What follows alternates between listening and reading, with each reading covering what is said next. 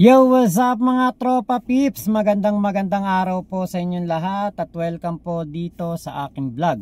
At ngayon po, itong aking topic ay patungkol po dito sa official statement ni Senator Amy Marcos sa pagkamatay nitong si Mr. Tantoco. Ito po yung nakalagay dito. In recent days, reports have circulated online and in various public fora that the untimely death of Mr. Paulo Tantoco on March 8, 2025 in Los Angeles was caused by coke effects. Ayan. Some reports further suggest that Mr. Tantoco was apparently part of the entourage of the First Lady, Liza Araneta Marcos, who was in Los Angeles at the time to promote the Manila International Film Festival. Ayan. Kasama po doon talaga naman, nakita natin sa mga report na kasama. Pero eto, kung ano man yung nangyari kay Mr. Tantoco, yung ba kasalanan ba yun ni First Lady?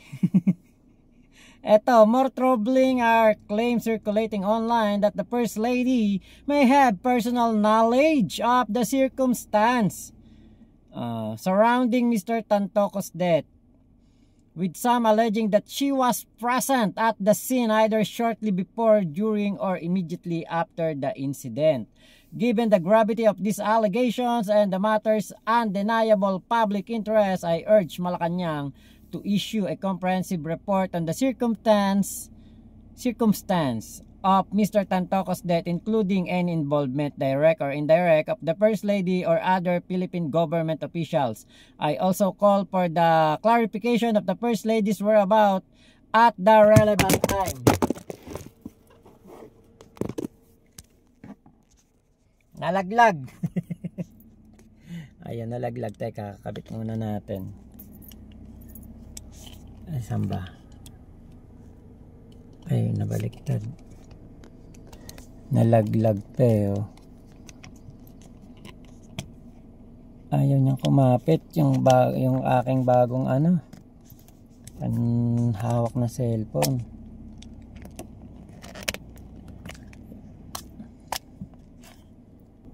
Ayun, sorry po sa interruption. Ayan, at eto na, nandun na tayo sa I also call for the clarification of the First Lady's whereabouts at the relevant time, as may be reflected in official records such as the medical examiner's report, to dispel further speculation. Siya lang naman nag-i-speculate. Wala naman iba nag-i-speculate, di ba? At syempre, ang gusto nga nila ay i-involve ang ating First Lady diyan sa pagkamatay ni Mr. Paulo Tantoco. Kumbaga ito wala namang kinalaman si First Lady dito, pero ang gusto ngang gawin ni Amy ay hiyain, i-connect kung ano man ang kanyang goal, kanyang minimithi na masama laban kay First Lady Liza Araneta Marcos. Yan po ay kumbaga hindi po ito talaga na maganda ang ginagawa nitong si Amy Marcos, dahil nga po habang tumatagal lalo pong nagiging matindi ang kanyang mga pagbibintang laban kay First Lady. Lumabas po ang katotohanan na etong si First Lady ay kinai-insecurean nitong si Amy Marcos. At ayon na rin nga po sa mga kasama kong vlogger, na mga na-meet kong vlogger, eto nga po si Amy Marcos ay matagal ng imbierna kay First Lady, at hindi nga daw po talaga kasundo nito si First Lady Liza Araneta Marcos. So kahit na hindi relevant, kahit na wala namang kumbaga connection sa pagiging senadora ni Amy Marcos dito sa Pilipinas, ang pagkamatay ni Paulo Tantoco doon sa Amerika kino-connect niya kay First Lady. Kasi sa totoo lang, ano mapapala ng taong bayan sa ginagawa ni Amy Marcos? 'Di ba senadora siya? Sinabi ba doon na may kinalaman doon sa examiner's report na may kinalaman si First Lady? Wala naman. Buti sana kung nakalagay doon kasalanan ni First Lady ang nangyari. 'Di ba? Baka talagang kahit ako magsabi ko na magpaliwanag si First Lady, pero yung gano'n na bagay na wala namang kinalaman si First Lady, at malayong malayo naman sa hinagap ni First Lady kung ano ang nangyari diyan.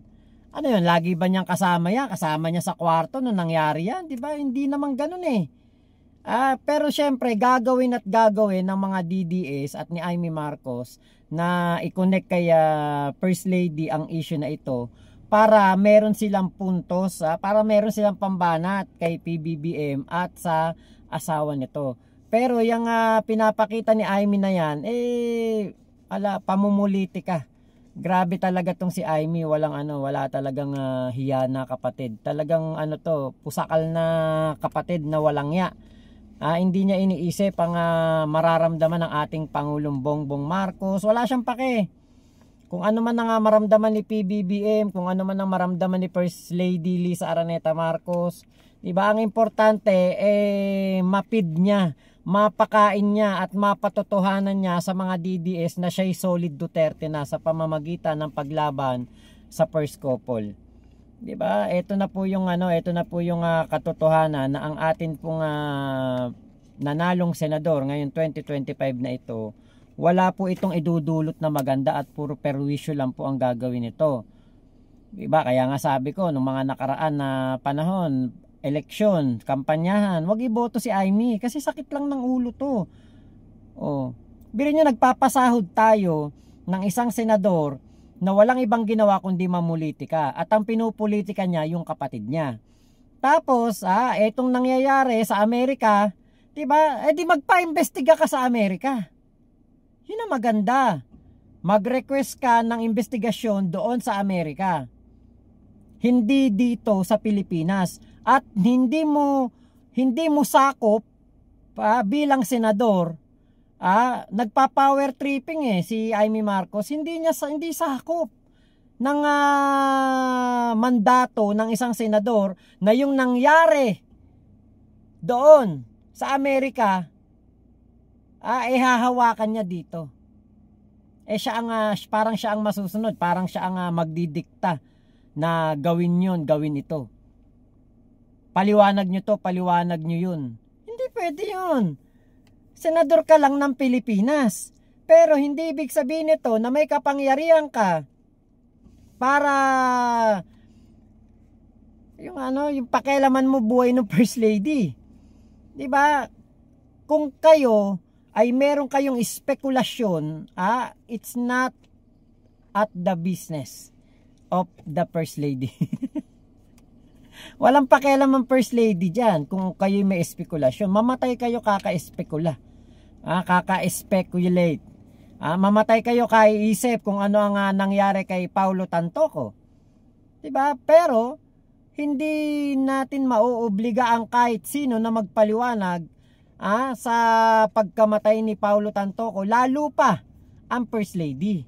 'Di ba? Hindi, wala pong makakapag-force, walang makakapag-pamilit sa isang First Lady kahit na ikay senador pa. Para utusan na magpaliwanag. Ano ipapaliwanag ni First Lady diyan? Namatay yung tao, wala naman siya doon. Kasama lang niya, pero hindi niya kasama sa kwarto yan.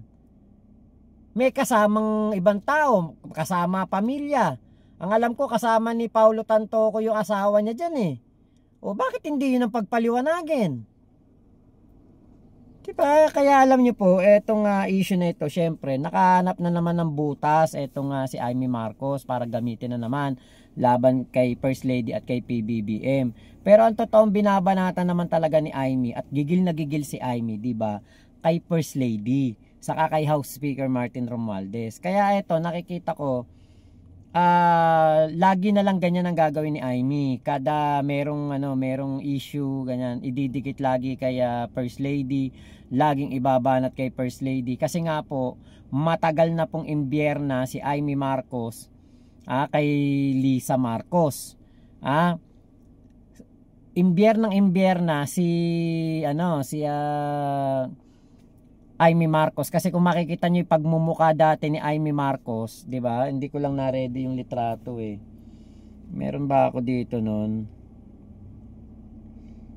Tignan ko. Ito yung dahilan eh kung bakit ano eh. Kung bakit gigil na gigil tong si ano. Ayan o. Eto mukha ni Amy Marcos. Kaya po nabubuisit siya kay First Lady Lisa Marcos. Ayan, yan yung mukha ni Amy Marcos, 'di ba? Kung hindi pa to nagpa-retoke si Amy Marcos, ayan oh, ayan mukha ni Amy Marcos, 'di ba? Ang layo sa itsura niya ngayon. Saan pa ba? Marami yan eh. Meron naman, makikita niyo naman yan eh. Mga naglabasan naman yan sa ano eh. Ayan oh, 'di ba? Yan si Amy Marcos nung bata. Ngayon, eto si Lisa Marcos nung bata.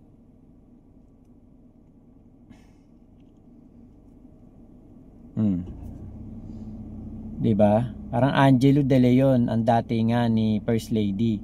Hindi kailangan ng retoke, hindi kailangan ng kung ano man, 'di ba? Nag-glow up lang naman si ano eh, si Amy nitong nakaraan. Ayan oh. Dito sa picture na to parang artista 'di ba? Kaya imbyerna yan si Amy Marcos kay First Lady. Kita niyo itsura ni Amy, hindi naman siya presentable. Mukhang hindi anak ng presidente, 'di ba? Yung itsura niya noon. Si Amy etong si si Lisa Marcos, maganda kagad. Maganda na, hindi na kailangan magparetoke. Pero syempre, 'di ba, over time, as time goes by, 'di ba, tumatanda tayo, talagang maiiba itsura natin. Pero 'di ba, doon na tayo sa natural kaysa naman doon sa nagmamaganda. Piling maganda, matanda na, nagmamaganda pa, 'di ba? Kaya po kung ano man ang nakikita natin kay Amy Marcos, yan ay matagal niya ng pagkainggit, pagkayamot at imbyerna kay First Lady. Kaya po kinokonek sa pagkamatay ni Master Paulo Tantoco. So yun lamang po, maraming salamat sa pagsama nyo dito sa aking vlog na ito. Ingat po kayo, nasan mang panig kayo ng mundo. Momo chup chup, love you, love you. God bless us all, Pilipinas. God first, salamat po.